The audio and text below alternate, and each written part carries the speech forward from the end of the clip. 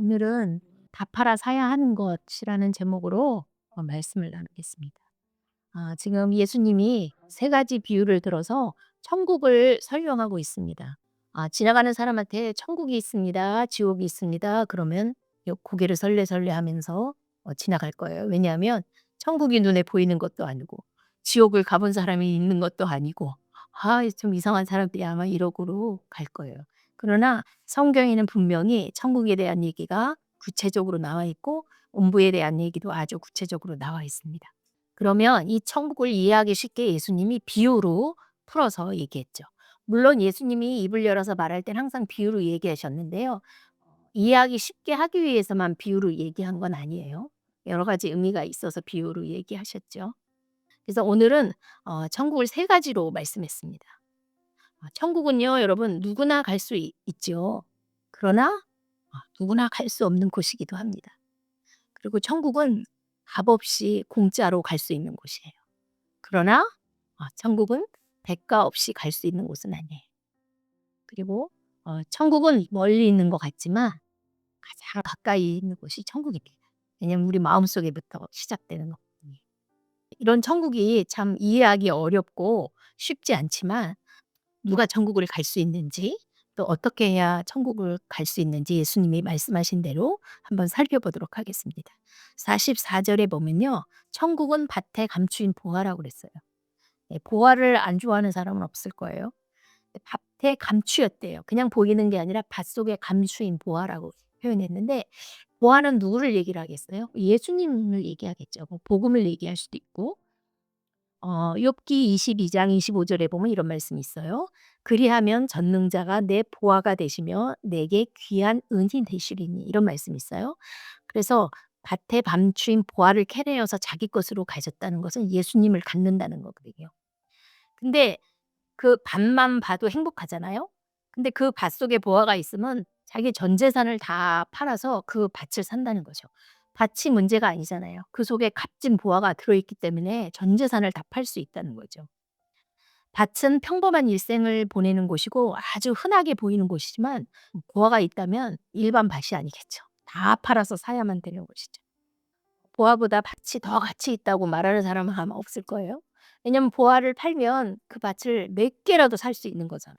그렇게 생각하는 밥은 없을 거예요. 그러나 밭만 보고 그 밑에 있는 보화를 발견하지 못하는 것은 참으로 어리석은 거죠. 그것이 문제인 것입니다. 왜냐하면 감추어 있기 때문에. 예, 보화가 감춰 있다고 잖 땅속 깊이 이렇게 묻혀 있기 때문에 땅만 보는 사람은 보화를 발견할 수 없고 땅을 파보는 사람은 발견할 수 있다. 그래서 모두가 복음을 만나고 예수님을 만날 수 있는 건 아니죠. 그러면 왜 사람들이 발견할 수 없을까요, 보화를? 첫 번째로 보면요. 예수를 만나는 사람들, 예수님을 만나서 예배하는 사람들, 또 전도하는 사람들이 굉장히 미련해 보여요. 미련해 보여서 그래요. 어리석어 보여서 예, 예수님을 받을 수가 없어요. 고린도전서 1장 18 절에 보면 "십자가의 도가 멸망하는 자들에겐 미련한 것이요 구원받는 우리에게는 하나님의 능력이라." 이런 말씀이 있어요. 하나님이 왜 세상 사람들이 보는 미련한 방법을 쓰셨는가? 예. 아무도 핑계할 수 없어요 나중에. 그렇게 쉬운 방법을 제시했는데 그걸 거부했거든요 똑똑한 척하고. 아무도 핑계할 사람이 없는 거죠. 그리고 마귀도 그런 방법으로 십자가에서 예수님이 죽으셔서 우리를 구원할 줄은 꿈에도 생각을 못하고 예수님을 죽이려고만 했잖아요. 죽이면 자기가 승리하는 줄 알고 하나님의 아들을 죽이면 목적 달성한 걸로 생각했지만 오산이었죠. 예. 그래서 세상 사람들은 미련해 보이고 어리석어 보여서요. 밭의 밑에 보화를 발견할 수가 없는 거예요. 또 두 번째는 스스로 자기가 지혜롭다고 생각을 해요. 다 안다고 생각을 하는 거죠. 고린도전서 3장 18 절엔 이런 말씀이 있습니다. "아무도 자신을 속이지 말라. 너희 중에 누구든지 이 세상에서 지혜 있는 줄로 생각하거든 어리석은 자가 되라. 그리하여야 지혜로운 자가 되리라." 그렇게 말하고 있어요. "어리석은 자가 되라. 그리하면 지혜로운 자가 된대요." 근데 세상하고 참 성경은 반대의 이치를 많이 얘기하고 있죠. 똑똑한 척하고 스스로 지혜롭게 여기하면 결국은 창피를 당하고 수치를 당하는 그런 일들이 많이 생깁니다. 하나님 앞에서 누가 지혜롭습니까? 하나님 앞에서 정말 겸손하게 아무것도 모르는 어리석은 자가 되면 그 사람이 바로 지혜로운 자가 되는 것입니다. 또 고린도전서 3장 19 절에 이런 말씀이 있습니다. 이 세상의 지혜는 하나님께 어리석은 것이니 기록된 바 하나님은 지혜 있는 자들로 하여금 자기 꾀에 빠지게 하시느니라 하셨고 이렇게 말씀하고 있거든요. 지혜가 많은 것 같으나 그 지혜로 결국은 자기 꾀에 빠지게 돼서 어 나중에 난감한 상태를 겪게 되는 거죠. 여러분 인생을 오래 사셨으니까 아마 다 경험했을 거예요. '아 내가 이 분야에서 지혜롭다.' 그러고 정말 과하게 자기를 나타내고 자랑을 하고 했는데 낭패를 보는 경우가 많이 있을 것입니다. 하나님은 스스로 지혜롭다 생각하고 '하나님이 필요 없다. 하나님의 지혜가 나한텐 필요 없어.' 나의 지혜로 만족하는 자에게 하나님이 자기 꾀에 빠지게 하는 그런 일을 하십니다. 지혜로우니까 꾀를 많이 내잖아요. 그래서 불순한 동기로 많은 일을 꾀를 내서 만들어서 자기한테 이득이 되는 일을 많이 만들지만 하늘에서 그것을 보고 잠잠히 계시는 하나님이 자기 꾀에 넘어지게 하고 자기 꾀에 빠지게 하는 그런 일을 안겨다 줍니다. 그랬을 때 진짜 지혜로운 자라면 깨달아야죠. '아 내가 이렇게 했구나. 아 하나님이 이렇게 하시는구나.' 하고 하나님의 지혜를 붙잡을 줄 아는 그런 사람이 되어야 합니다. 세 번째는 왜 보화를 발견할 수 없는가? 교만해서 그렇습니다. 야고보서 4장 6 절에는 이런 말씀이 있습니다. "그러므로 일렀으되 하나님이 교만한 자를 물리치고 겸손한 자에게 은혜를 주신다 하였느니라." 그렇게 말하고 있습니다. 예, 교만하면 되는 게 하나도 없어요. 예, 교만하면 사람들한테도 등돌림을 받고 하나님한테 버림을 받는 예, 세상을 살면서 교만하면요. 명예가 있고 물질이 있고 힘이 있으면 사람들이 앞에서 아부는 할 수 있지만 뒤에 가서는 그 사람을 좋은 평가로 내릴 수가 없습니다. 그러나 겸손한 사람은 그런 평가를 받을 수가 없죠. 너무나도 좋은 평가를 받게 돼 있습니다. 이 교만하는 것은 사실은 하나님을 대적하는 거기 때문에 하나님의 은혜를 받을 수가 없습니다. 여러분 하나님 은혜 밖에 있다면 무슨 보화를 발견하겠어요. 시궁창에 코 박고 사는 거나 똑같은 일이 되게 될 것입니다. 그래서 보화를 밭에서 발견할 수 없는 사람은 미련해 보여서 어리석어 보여서 그렇게 하고 또 스스로 지혜롭고 자기가 교만해서 그것을 발견할 수 없는 것입니다. 그다음에 두 번째로 천국을 뭐라고 비유하셨냐면 진주라고 이렇게 비유를 하셨는데요. 진주는 다른 말로 말하면 말씀이 될 것입니다. 수많은 진주는 수많은 말씀입니다. 예. 마가복음 7장 6 절에 이런 말씀이 있습니다. "거룩한 것을 개에게 주지 말며 너의 진주를 돼지 앞에 던지지 말라. 그들이 그것을 받고 발로 돌이켜 너희를 찢어 상하게 할까 염려하라." 예, 말씀으로 표현하고 있습니다. 그리고 진주는 가장 귀한 것으로 성경에서 많이 언급되어 있거든요. 가장 귀한 것은 말씀 아닙니까? 그래서 진주를 발견하는 자, 이것은 말씀을 발견하는 자 이렇게 되는 거죠. 여러분 진주 전문가가 진주만 사서 모으고 진주 장사를 하는데 진주를 많이 샀을 거 아니에요 그동안. 근데 가장 좋은 진주, 생전에 보지 못한 진주를 발견하면 나머지 진주를 다 팔아도 아마 그거 하나를 살 거예요. 그 가치를 알아보는 그런 눈이 열려야 돼요. 그 진주를 아마 그동안의 모든 진주를 다 팔고라도 그것을 살 것인데 어떤 진주와 바꾸자고 해도 아마 바꾸지 않을 것입니다. 그 값진 그 가장 좋은 진주 하나와 바꾸지 않을 것입니다. 왜냐하면 그 사람은 그 값어치를 알기 때문에. 이것이 바로 천국입니다. 일평생 자기를 부자로 살게 해 주고 원하는 것을 얻게 해줄 값진 진주를 그 진주 장사꾼이 놓칠 리가 없습니다. 이만한 가치를 진주 장사꾼이 본 거 아니에요? 우리도 천국의 그 가치를 알아야 합니다. 우리가 피상적으로 알아요. 아련히 알죠. '아 나는 이제 이 땅에서 생명이 끝나면 천국에 갈 것이다.' 요 정도로 생각하고 아시고 계실지 모르겠지만 천국은 실제입니다. 음부도 실제입니다. 여러분 지금 11시 40 분이 다 돼 가는데요. 지금 째깍째깍 하는 이 시간에도 음부에 사람이 있고요. 영혼들이 있고요. 천국에도 영혼들이 있어요. 천국에서요. 마지막 세대를 사는 여러분을 굉장히 응원하고 있고요. 음부에서는요. 아직 죽지 않고 목숨이 붙어 있어서 천국에 갈 기회가 있는 여러분들을 가장 부러워합니다. 그 사람들은 음부에서 전도받았던 기억을 늘 기억해요. 아, 내가 전도받았을 때 교회 가자고 옆집 아줌마가 그랬을 때 그거를 영원히 잊지 못해요. '내가 그때 왜 그 아줌마를 미련하게 봤을까? 어리석다고 내가 왜 혀를 찼을까?' 아마 이 생각을 영원히 할 거예요. 그리고 '내가 왜 스스로 지혜롭다고 교만을 떨었을까?' 아주 후회하고, 후회하고 절망 가운데 아마 시간을 보내고 있을 것입니다. 그래서 우리 눈에 안 보이지만 성경의 말씀에 있는 대로 실제입니다. 그래서 여러분이 천국이 실제인지 아닌지 마음에 와 닿지 않는다. 주님과 더 많은 교제를 하시고요. 주님의 말씀을 더 많이 읽으시면 이 실체처럼 마음에 와 닿죠. 처음에 여러분이 예수님을 믿었을 때 예수님이 그렇게 가까이 와 닿지 않잖아요. 근데 정말 실질적으로 성경을 읽고 예배를 드리면서 기도 생활을 하다 보면 예수님이 너무나도 가까이 와 있고 친구처럼 이렇게 기도하면서 가까이 보내는 분들이 많게 됩니다. 처음엔 그렇지 않지만. 이 천국도 마찬가지입니다. 여러분이 눈을 뜨면 '아, 나는 이 땅의 나금의 삶이다.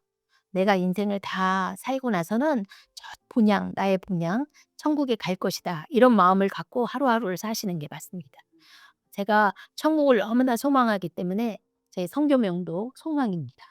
그래서 하나님이 여러분을 위해서 마음껏 아주 멋있게 최상의 것을 준비한 천국을 여러분이 관심 없어 한다면 하나님이 섭섭해하시겠죠. 기가 막히게 만들어 놨는데 그 천국을 소망하고 그 천국을 가고 싶어 하고 손꼽아 기다리고 달려갈 경주를 다 마친 뒤에는 '내가 천국에 입성하리라.' 뭐 이런 마음이 있어야 되는데 관심이 없다면 하나님이 엄청 섭섭하잖아요. 여러분이 아파트가 당첨됐어요. 잠이 안 올 것 같아.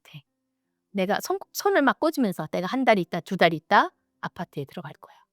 리모델링을 하고 막 최고로 좋은 거를 막 사고 전자제품을 싹 갈고 막 이러면서 설레고 막 자랑도 좀 하고 이럴 텐데 천국에 대해서는 그런 마음이 없어요? 그러면 안 되는 거죠. 이 땅에서 큰 아파트에 살지라도 그것은 잠깐입니다.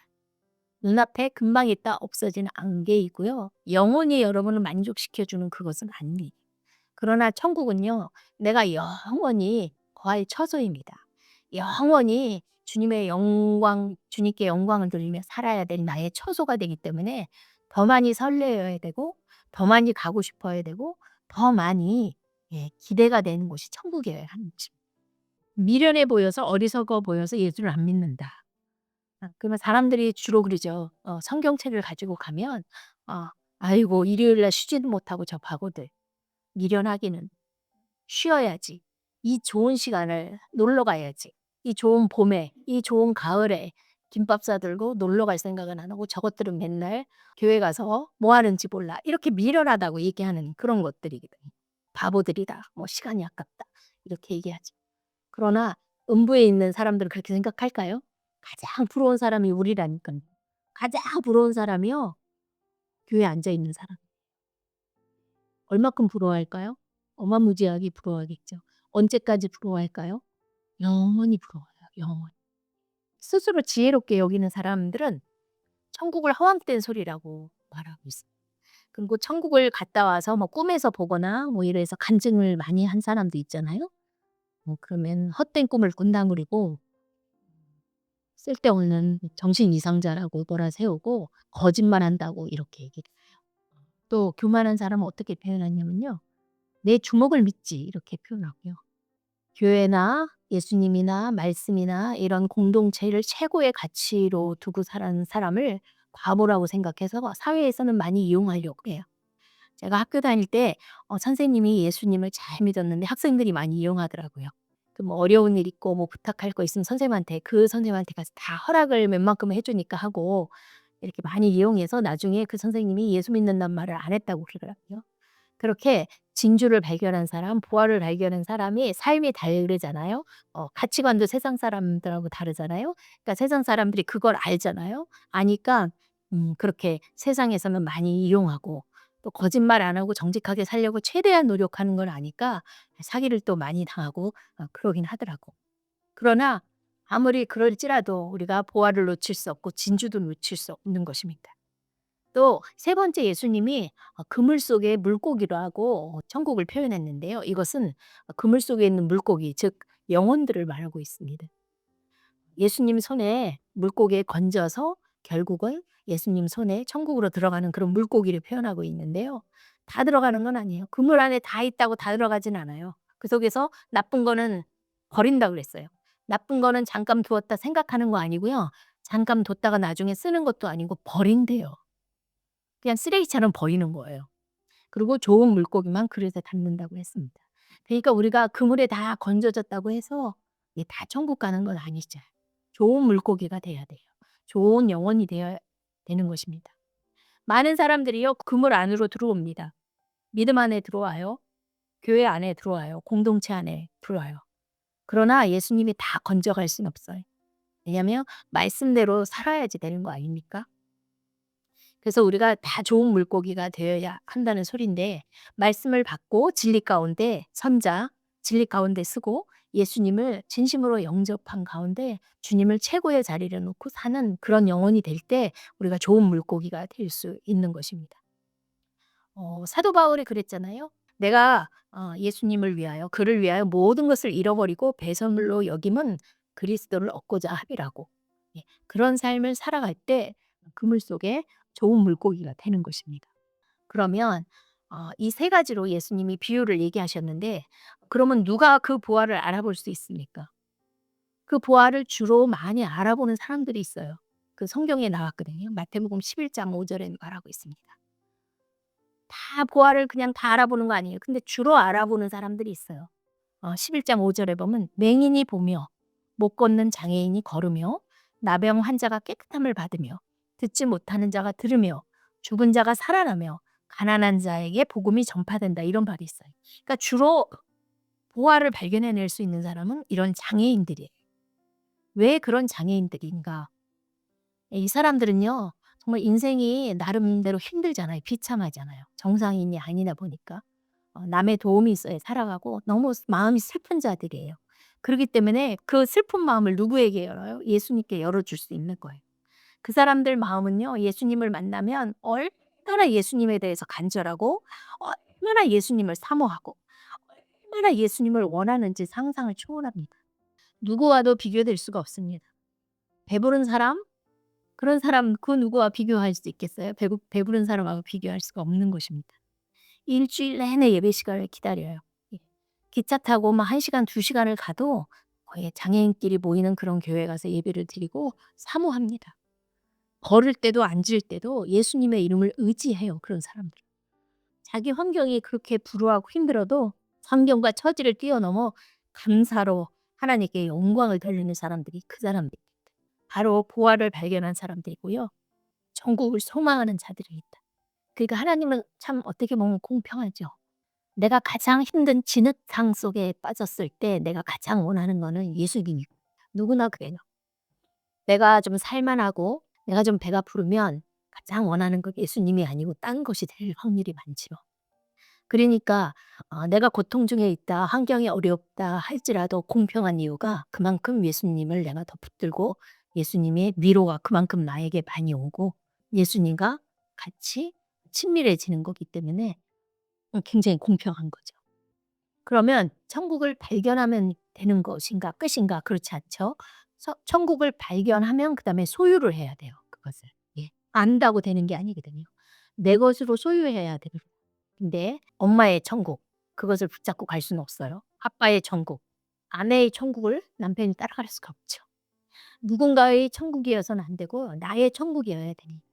그러면 나의 천국이 되려면, 내가 소유한 그 천국이 되려면 나의 소중한 것을 팔아야 된다고 성경은 말하는데, 팔긴 팔아요. 근데 조금 파는 게 아니라 다 팔아야 돼요. 다. 이것은 무슨 말이냐면 실제로 다 팔아라 뭐 이런 의미가 아니라 그 모든 것이 가치가 천국 밑에 있어야 된다. 다 팔아도 된다는 거죠, 천국을 위해서. 그러니까 최고의 가치는 천국이 되어야 되고 내가 소중하게 생각했던 모든 나머지 것들은 다 두 번째로 내려와야 된다는 소리죠. 그랬을 때 내가 천국을 소유하게 되는 것입니다. 바울이 아까도 얘기했지만 모든 것을 해로 여기고 예수 그리스도를 아는 지식과 그런 것들을 가장 최고의 고상한 것으로 받았잖아요. 그리고 나머지를 다 배선물로 버렸잖아요. 그렇듯이 모든 것이 다 두 번째로 가야지. 다 밑으로 내려가야지. 내가 가장 귀하게 여겼던 물질, 뒤로 가는 거죠. 내가 가장 사랑했던 나의 자녀들조차도 뒤로 가고 내가 사모하고 섬기던 부모님도 다 두 번째고 그 모든 것이 다 나의 건강, 나의 생명까지도 다 두 번째로 가는 의미가 다 팔아야 된다는 소리가 되는 것입니다. 다 팔고 비워야 가는 곳이 바로 천국이라는 것입니다. 어떤 값을 치르더라도 놓쳐서는 안 되는 것을 교훈해 주고 있습니다. 그러면 좀 더 깊이 얘기해 보겠습니다. 무엇을 팔아야 되는가 한번 구체적으로 보겠습니다. 보세요. 부모는 자식을, 자식은 부모를 의지하지 말아야 합니다. 철저히 서로 독립해야 돼요. 말씀대로. 어떠한 것을 의지하면 안 되고 하나님을 의지해야 됩니다. 또 좋은 직장을 의지하면서 평생 보장이 된 줄 알고 사는 사람이 있는데요. 그 마음도 내려놓고 하나님께 의지해야 됩니다. 왜냐하면 좋은 직장도 하나님이 주셨음을 잊지 말아야 되는 것입니다. 또 하나 우리가 끊어내지 못하는 것들이 있죠. 돈 같은 거 그렇죠. 그러나 돈을 다스려야 합니다. 예. 돈이 나의 주인이 되는 것이 아니라 내가 돈의 주인이 되어서 돈을 다스리고 돈을 사용할 줄 아는 사람이 되어야 되는 것입니다. 그것이 다 파는 인생이 되는 것입니다. 또 예배를 소중하게 여기는 그런 마음을 가져야 합니다.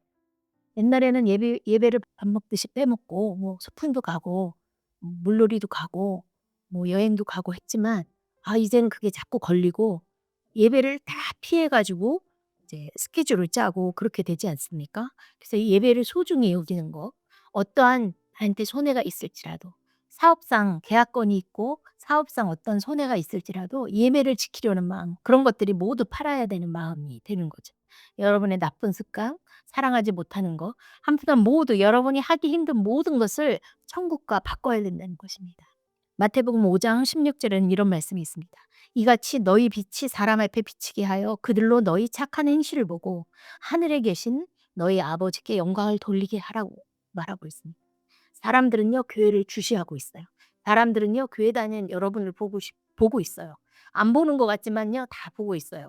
여러분을 손가락질하고 여러분을 지적하면서 "믿는 사람 왜 저러냐."고 말했다는 것은요 그만큼 관심 있게 교회를 보고 있고 교회 다니는 사람은 달라야 된다고 생각을 하기 때문에 그런 말을 하는 거거든요. 그래서 우리의 착한 행실을 보일 때 그 사람들이 우리의 행실을 보고 하나님께 영광을 돌린다. 그런 사람으로 바뀌어야 됩니다. 그랬을 때 천국이 여러분 앞에 오게 되는 것입니다. 우리는 보화를 값진 진주를 발견한 자가 맞습니까?